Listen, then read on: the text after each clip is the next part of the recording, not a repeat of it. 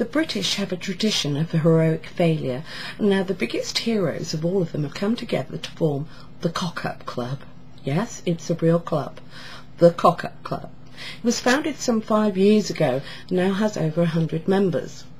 Co-founder Anthony Willoughby, who classes himself as a doctor of cock-ups, stated that his finest moments included paralysing himself by falling 20 foot out of a window whilst trying to impress a woman.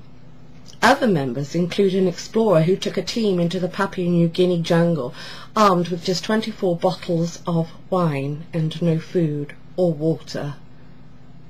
Figure the madness. Another was a former army major who accidentally captured a flock of sheep whilst on patrol in South Armagh, Northern Ireland. He'd stopped the truck, called for backup, because he thought it was full of IRA guns, despite the chorus of bars coming from the back. Sorry, this just cracks me up. The club even boasts having a vicar as one of its members. The Reverend Paul Kennedy joined after his church was struck by lightning whilst giving his first sermon. He was quoted as saying that he couldn't remember what he was saying, however it must have been heretical.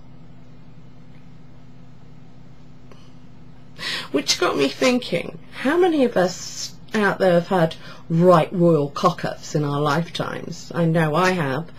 Some I wouldn't choose to admit to. For instance, the first time I became a mother, I was quite young and a little ignorant, as most new mothers are. And I'd taken my son out for a stroll in his pram, and I stopped at the chemist.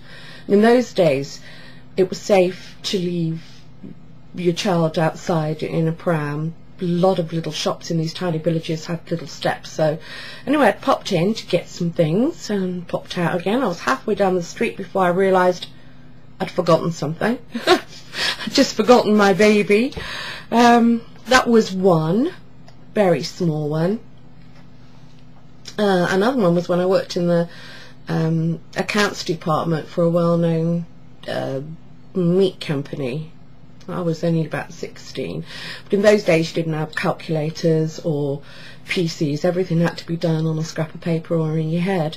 Anyway, the orders would come in and you would have to do the calculations and then bill whoever ordered the food. We had a local convent, bless them, they were very poor. We had a local convent who only ordered the most minutest order each week, and I'd charge them £350 instead of £350. Oh my lord, didn't I get a rollicking for that?